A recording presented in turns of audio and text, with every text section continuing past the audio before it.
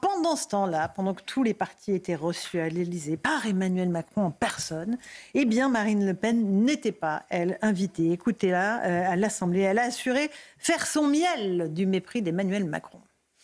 Nous n'avons pas été invités. En même temps, il n'est pas question pour nous de participer à un gouvernement. Donc Emmanuel Macron a invité l'ensemble des partis qui pourraient potentiellement participer à un gouvernement.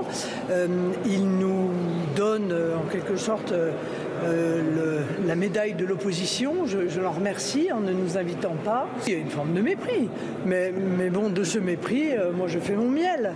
Vous voyez, en ce sens que ça ne m'atteint pas. Je ne suis pas sûr que ça atteigne d'ailleurs nos électeurs. Ça ne démontre qu'une chose, c'est que Emmanuel Macron considère la démocratie à géométrie variable. Elle a raison, François-Olivier Gisbert, Marine Le Pen. Bah évidemment. Enfin, je suis désolé de le dire, moi je vote pas pour Marine Le Pen, mais elle a absolument raison. C'est-à-dire, regardez, il y a un ministre macroniste du gouvernement Barnier sortant qui s'appelle Guillaume Gasparian, qui a fait une interview ce week-end dans le journal du dimanche, où il dit ce serait quand même bien d'essayer de voir ce qu'on pourrait pas faire avec le RN.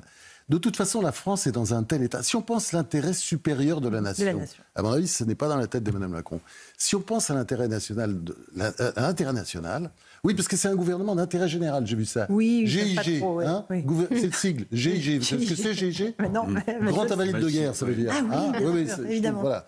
Il a toujours le génie des sigles. Parce que, bon, mais c'est vrai qu'il donne à Marine Le Pen le brevet de meilleure opposante de France.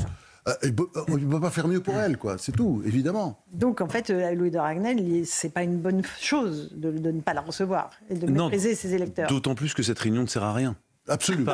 La réunion d'après-midi, là. Non, mais je pense que tout le monde s'y est plus ou moins ennuyé. Tout le monde savait ce qu'allait dire l'autre. Non, mais faut imaginer quand même cette espèce de pièce de théâtre et à la fin, tout le monde en randonnion en attendant de parler aux Louis, il y caméras en a quand même 2 ou 3 qui ont très envie d'être ministres. Marine Tondelier, secrétaire d'État d'ailleurs. Marine Tondelier et Olivier Faure. Alors, vous avez raison. Voilà, c'est une espèce d'acte de candidature pour certains. Mais oui, en fait, Emmanuel Macron est en train de construire un peu le scénario, je trouve, de Marine Le Pen. L'acte 1, c'est la dissolution. L'acte 2, c'est la motion de censure qui a été déposée, qui a été votée par Marine Le Pen. Là, ils font leur truc sans elle. Donc, elle est la candidate un peu hors système. Et tous ces gens sont dans le marigot, en train d'essayer de négocier absence de motion de censure contre je sais pas quoi. Enfin, on comprend rien à ce qui s'y passe. Non, mais et in fine, il y en a un qui a bien compris ce qui était en train de se jouer avec Marine Le Pen. C'est Jean-Luc Mélenchon. Et on va l'écouter. Et donc, Jean-Luc Mélenchon, il dit une chose, là, aujourd'hui. Qu'est-ce qu'il dit ? Il dit préparons la campagne présidentielle. Parce qu'il voit bien que Marine Le Pen, elle, a déjà commencé. Et d'ici 6-8 mois, qui sera prêt pour la campagne présidentielle ? Eh bien, il n'y aura que 2 candidats, Mélenchon et Marine Le Pen. Oui, c'est ça. Il est en train d'imposer, à l'insu de son plein gré, le président de la République, le duel Mélenchon-Marine Le Pen. Si elle arrive, c'est revelien, cette analyse. C'est assez revelien. Vous le dites depuis le début. Si elle arrive à sortir des griffes des juges. Puis j'ajoute une chose quand même, c'est qu'il y a quelques mois, le président de la République, il conviait bien à Saint-Denis l'ensemble du spectre politique. C'est aberrant. Mais c'est-à-dire, il fait le compteur de ce qu'il faisait quelques mois avant et il pense que personne ne se rappelle. Voilà. On s'en rappelle sur ce plateau. Il nous prend un peu pour des imbéciles, je pense. L'apprenti sorcier, d'ailleurs, il faut quand même souligner l'ironie. Maintenant, il essaye de s'appuyer, les 2 flotteurs qu'il essaye de remettre en lice, c'est-à-dire le PS et les LR, c'est ceux qu'il a flingués depuis le début et affaiblis. Donc maintenant, c'est ce qui lui sert. Donc il y a vraiment un côté apprenti sorcier chez lui. Et puis, plus récemment... Cela dit, effectivement, à terme, c'est complètement improductif. Encore une fois, on citait l'Italie. Si on regarde ce qui est arrivé à Draghi, au gouvernement Draghi, à la coalition, c'est de faire gagner Giorgia Meloni, le coup suivant. Oui, Mario Draghi, il est peut-être aussi pour quelque chose. Ne nous égarons pas en Italie, même si on aime ce pays. De 5% à 26%. Et c'est évident que ça va faire monter le RN. Mais la grande question, quand même, c'est actuellement pour Marine Le Pen de ne pas perdre la main à l'Assemblée nationale. Et donc, il y a quand même une friction, quand même, parce qu'elle ne doit pas être démanitisée. Jean-Luc Mélenchon non plus. Et elle a un agenda, elle, qui n'est pas celui du RN, forcément. Non, mais Monsieur Revel, veut rajouter un mot. Oui, je rajoute un mot, parce que là, on parlait de Saint-Denis, ça remonte un peu à loin. Mais là, il y a plus récent, chez le chef de l'État, son adresse à la nation, où il traite les irresponsables, ceux qui ont voté la censure. Mais il n'y avait pas des gens du PS qui ont voté la censure. Et donc, ils sont plus responsables. Non, mais... Alors, écoutons Jean-Luc Mélenchon, parce que lui, il a un plan très précis, effectivement. Lui, il dit, nous ferons partir Emmanuel Macron. Écoutons Jean-Luc Mélenchon, hier, je crois que c'était en Bretagne, à Redon. Nous allons faire partir M. Macron. Et il s'en ira, ou bien parce qu'il aura compris qu'il y va de sa dignité et de sa responsabilité dans l'histoire du peuple français, ou bien parce que le vote l'y obligera, parce que la motion de destitution, elle est toujours là-bas, et elle arrive.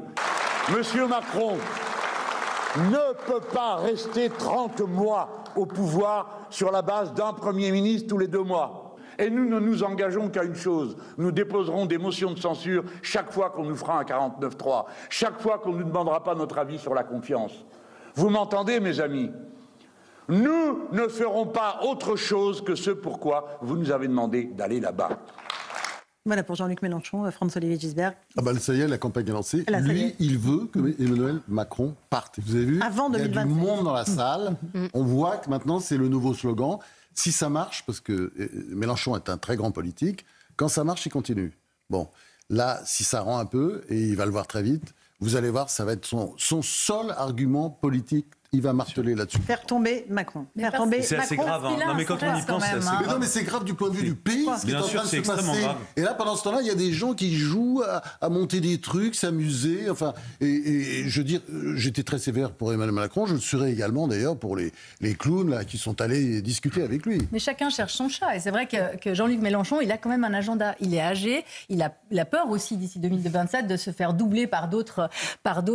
Non, mais voilà, on ne sait pas. Donc, on ne parle pas beaucoup de l'âge, nous, en France. La présidentielle. C'est un peu tabou, l'âge. Non, mais c'est vrai. Laetitia est suisse, franco-suisse. C'est la fraîcheur de la Suisse. On parle de l'augmentation des retraites, mais on ne parle pas de l'âge.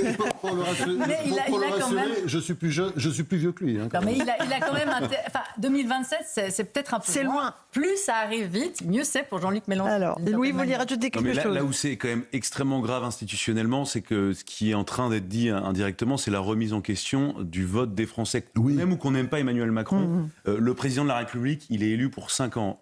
L'élection présidentielle, en France en tout cas, c'est la clé de voûte de la Ve République. Si vous remettez en question le principe de l'élection présidentielle, il y a tout qui s'effondre. Et on ne sait pas du tout vers où on va. Jean-Luc Mélenchon, lui, veut une 6e République avec des conséquences extrêmement graves.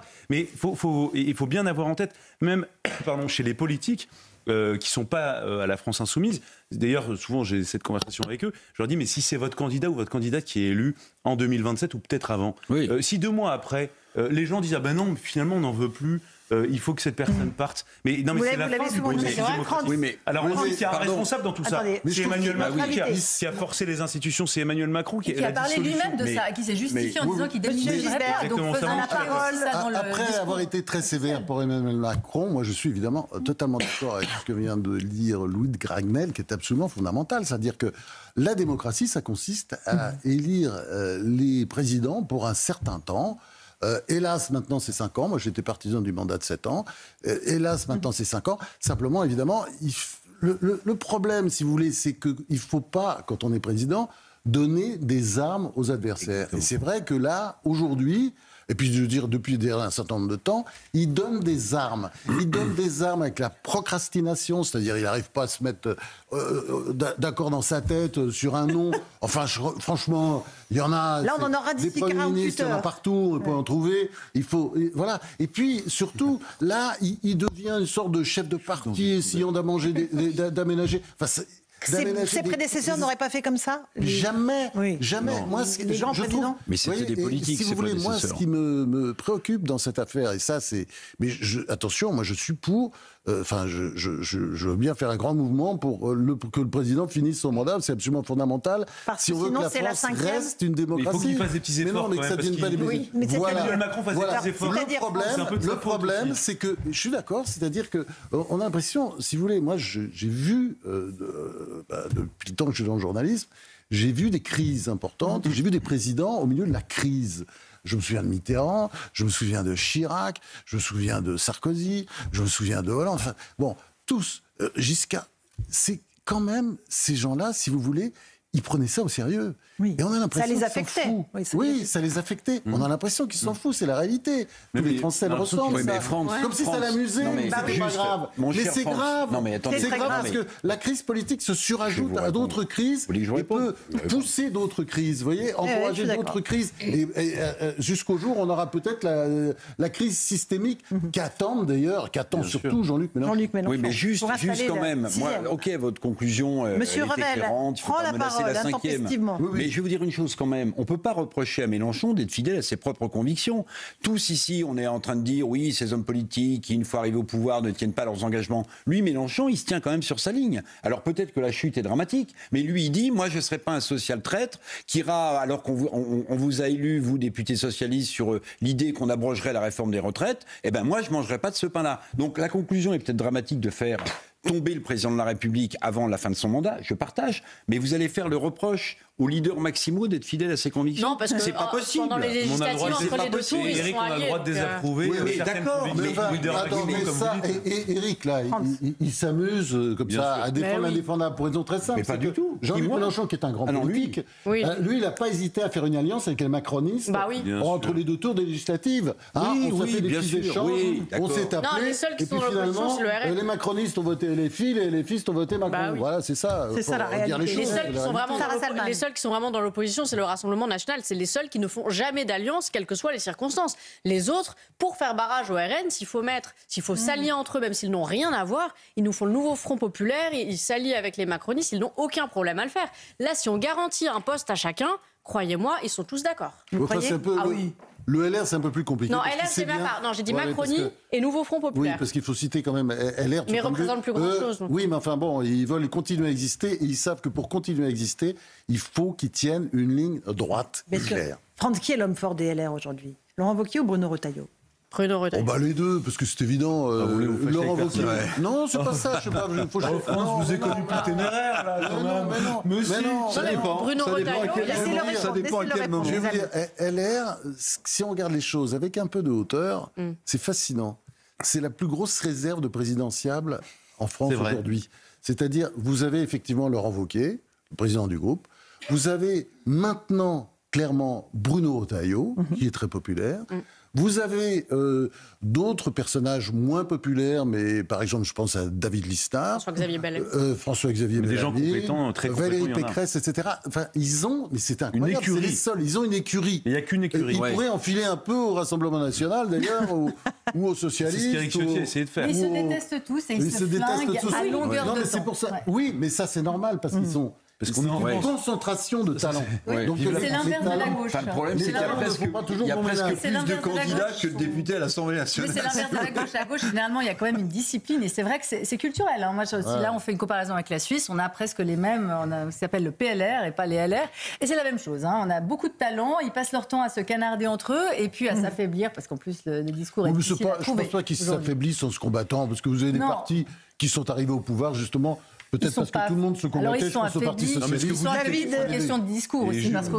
C'est assez juste ce que vous dites. LR, globalement, c'est assez marrant parce que la culture, c'est de dire on veut de la discipline, mais en réalité, c'est une ZAD. Et à gauche, ils sont pour les ZAD et en réalité, c'est la dictature militaire. Non, mais c'est assez impressionnant. C'est l'absence totale de démocratie au Parti socialiste, comme chez mais zéro démocratie. Mais du coup, et les escrologistes, alors ça, comment vous dites les escrologistes? Oh là là là là, c'est les tontons flingueurs ce soir dans Paul